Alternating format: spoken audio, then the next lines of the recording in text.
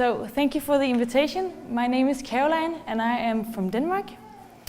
And I'm here to present the work of health-oriented youth organization. And now you might think that I had a hidden plan with Dr. Wald, because I'm here to talk about how the youth can create some big changes when they work together in partnerships. And I'm going to give you a nice example of how we can make some sustainable changes. And I'm also going to underline the great importance of involving the youth when doing development work. All right. So, as Dr. Walter said, right now there is around if you look at the low-income countries, most of the population now is under 30. IMCC is also a youth organization where the members are mainly under 30, and they are students. We are right now having 2,000 active members here in Denmark, and we have more than 30 activities, in which 12 of them are partnerships projects. And we either partner up with other medical student organizations around the world or with other youth organizations. So we kind of work with people in our own age. As you see on the map, most of our partners are in Africa, but we also have some in Asia and a few in Latin America. The project that I'm going to present was a project from Rwanda. It was called Year Rwanda, and it lasted 2 years.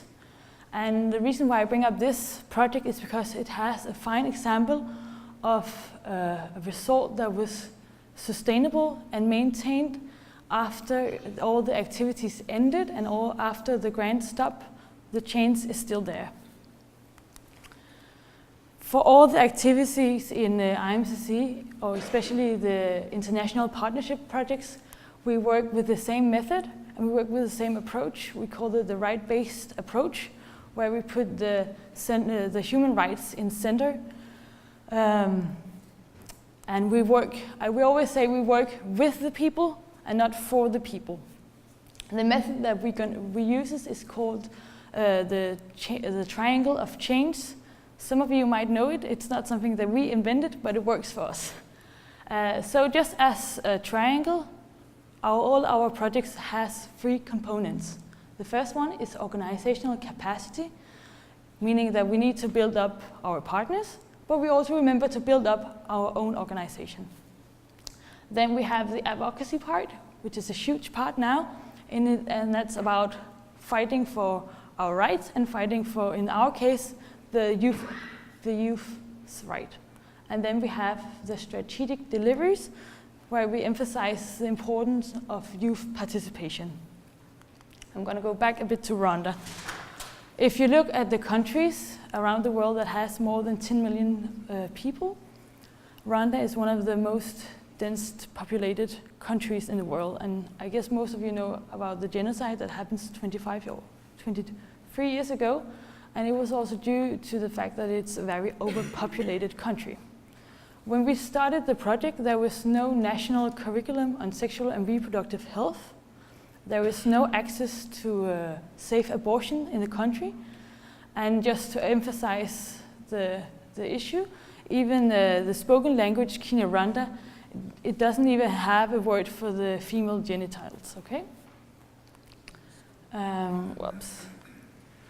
So if we take this project as an example, which we agreed that, the Rwandese medical students agreed that the purpose of our project should be to improve the health of the youth and improve the access to sexual and reproductive health education. So as I stated before, we did a lot of activities and workshops on project management. This is one of my friends who's facilitating a workshop on leadership. Then, as a strategic delivery, all the medical students in Rwanda 400 went out and did teaching sessions at the local schools on sexual and reproductive health. And that's not just something that they do in Rwanda. I think they do it in almost every country that has an organization for the medical students, and that's around 140 countries at the moment.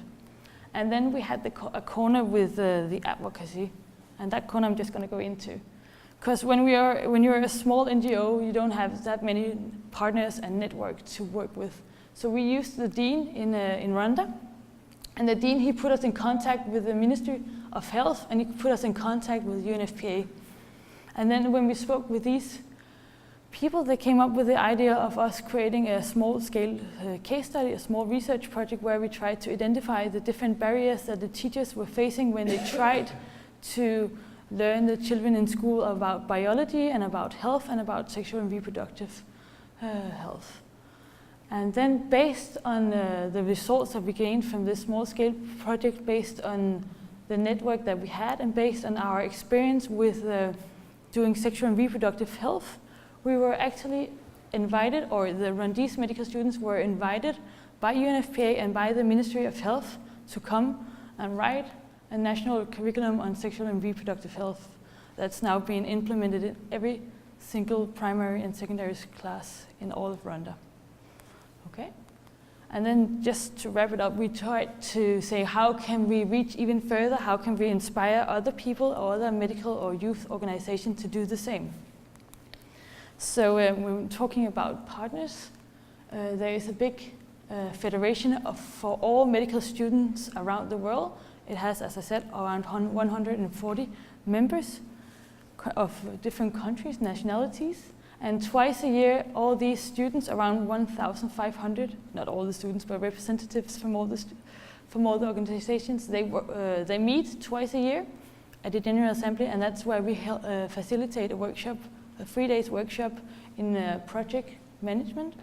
And this is our manual that is being, well, you can find it on the internet, and it explains how to create a project when you're a small NGO and how to create it also in partners with others. And this is a picture from the African regional meeting, because as you might know, it's not always easy to get a visa if you don't have a European passport. So they also have meetings for just Africans where they talk about project management and where they also have presented the result from our project. So that was just my small little presentation to show how partnerships can actually create some changes, I would say, sustainable changes. So yeah, thank you.